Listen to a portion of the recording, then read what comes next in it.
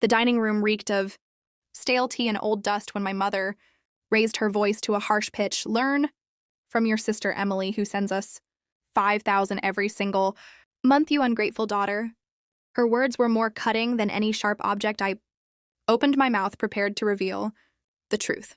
But that's actually me before I could finish, my father violently struck his fist against the table. Do not attempt to steal your sister's accomplishments. If you are unhappy, then simply stop the payments. His fury washed over me like a tidal wave, completely submerging my words. A heavy silence settled in the air. My sister Emily, sitting opposite me, discreetly lowered her eyes and smirked just enough for me to catch it. My chest felt like it was burning. The money had always been mine.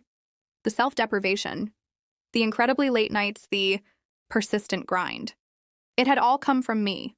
She had been claiming the credit the entire time. That night I lay awake staring at the ceiling, my mind replaying every previous interaction.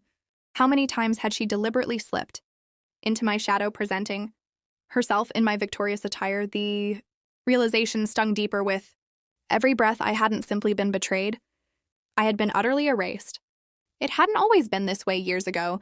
I trusted her completely. She was my older sibling, the one who encouraged me to focus on my studies, the one I once looked up to when I relocated to another country for work. She promised to help our parents understand. Do not worry.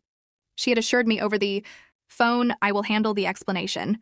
I believed her for 3 years. Every single month, I wired $5,000 to my parents' bank account. Unpaid rent, skipped meals. I lived incredibly frugally, convincing myself it was justified to ensure their comfort. My sister was meant to be the intermediary, the connection between them and me, but she used my efforts to build a throne for herself. I started noticing the change during our frequent video conversations. My mother's eyes always sparkled when she brought up my sister.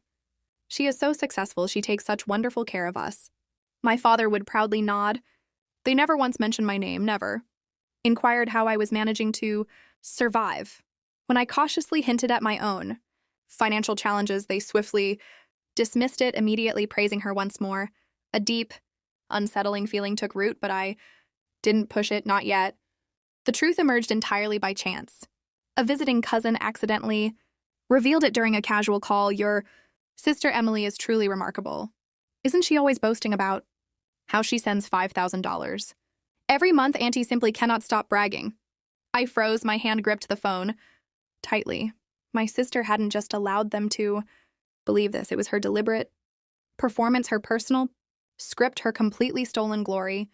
That was the moment something fundamental inside me fractured. I ceased being the obliging daughter, the forgiving sister. From that point forward, I became something entirely different. Cold, patient, precise. I didn't confront her. I didn't yell. That would have been her victory, a loud, distracting scene. Instead, I began to plot. The first crucial step was control. I rerouted the monthly transfers into a private savings account, solely under my name.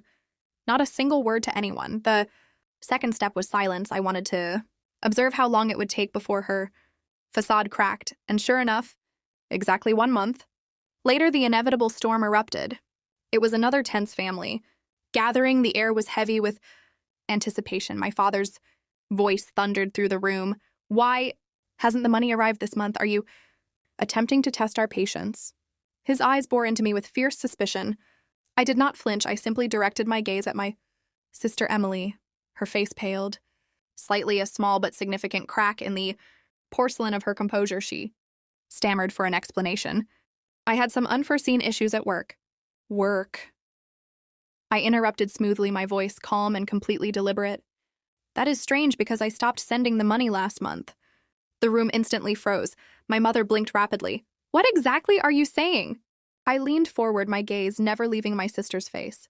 For 3 years, I have been the one sending $5,000 every month.